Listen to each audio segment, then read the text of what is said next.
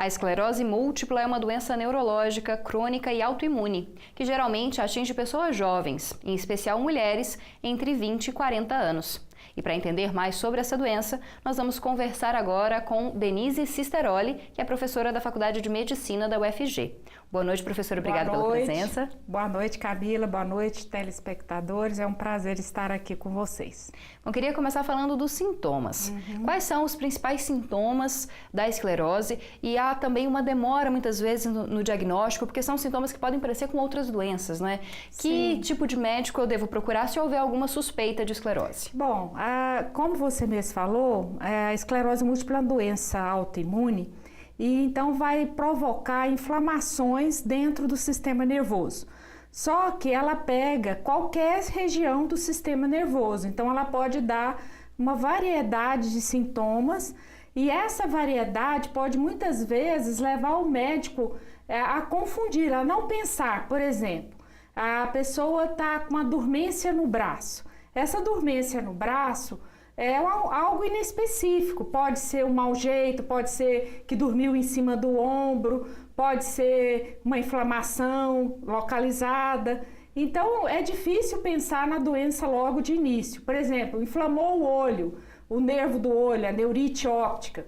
Então muitas vezes esse paciente vai ter uma visão embaçada, uma visão dupla, e aí ele pode procurar o oftalmologista que vai fazer um teste e não vai ver nenhuma alteração da visão em si.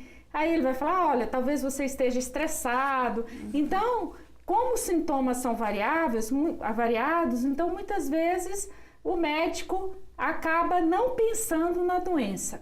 Então, assim, o neurologista, que é o médico que trata as doenças neurológicas, ele pensa mais porque ele vê o conjunto. Uma mulher jovem, com sintomas neurológicos inespecíficos, mas que no exame neurológico, o exame neurológico revela algumas anormalidades e que ele vai pensar, não, ela está com algum problema neurológico. E aí vai pedir o exame certo. E existe alguma explicação para mulheres jovens entre 20 e 40 anos serem as principais vítimas dessa doença? Sim, Camila. O que acontece é o seguinte, que a mulher, por causa do tipo de hormônio, né, os hormônios femininos podem predispor essa mulher a ter mais doença autoimune. A mulher é mais predisposta a ter doença autoimune. Não só a esclerose múltipla, mas a miastenia graves, o lúpus, né? Então são doenças que acometem mais mulheres jovens. Por quê? Por causa do tipo de hormônio feminino. Há alguma relação também com a deficiência em vitamina D, doutora? Essa história da vitamina D é o seguinte, a gente sabe que a vitamina D, ela não é só uma vitamina, ela tem um efeito também de hormônio, como assim, de regulação do metabolismo, da imunidade, né? Então, se estudou nos estudos epidemiológicos que onde tem uma baixa incidência solar, com baixo aproveitamento da vitamina D, essas pessoas são mais suscetíveis a ter surtos e a desencadear a doença. Mas não é o caso aqui da nossa população, né?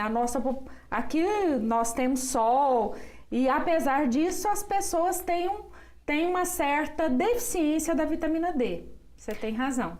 E qual é a evolução da doença? Existe uma perspectiva de progressão para uma pessoa tratada?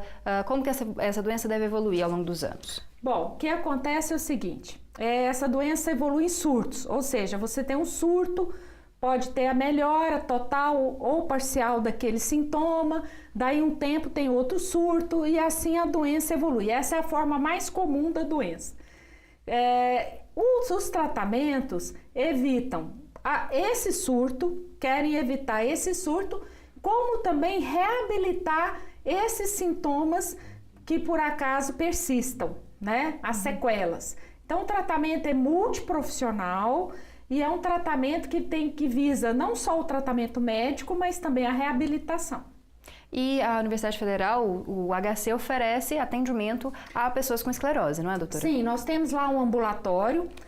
O ambulatório o nome é CRIEM, Centro de Referência em Investigação, Tratamento e Pesquisa em Esclerose Múltipla, e ele visa justamente esse atendimento. Nós temos ambulatórios às segundas-feiras e às quinta-feiras. Segunda-feira sou eu, doutora Denise, né? E nas quinta-feira é a doutora Thaisa que coordena esse ambulatório. É um ambulatório didático, um ambulatório com alunos, com residentes, mas que tenta fazer todo esse atendimento, inclusive a reabilitação. E o tratamento, doutora, ele é oferecido pelo Sistema Único de Saúde? É caro para fazer? Sim, esse tratamento é um tratamento de alto custo. Então, como sendo alto custo, as pessoas não têm condições de obterem esse tratamento. Então, ele é liberado através do governo federal com liberação estadual. Então, quer dizer, o Ministério da Saúde adquire esse medicamento e distribui nas secretarias estaduais. E essas secretarias estaduais, então, fazem a distribuição dessas drogas. São várias, são chamados imunomoduladores, imunossupressores, imunossupressores seletivos, ou seja, eles vão agir na imunidade tentando transformar aquela imunidade que é de um lado inflamatório para uma imunidade que é uma imunidade mais tolerante, que vai agredir menos o organismo.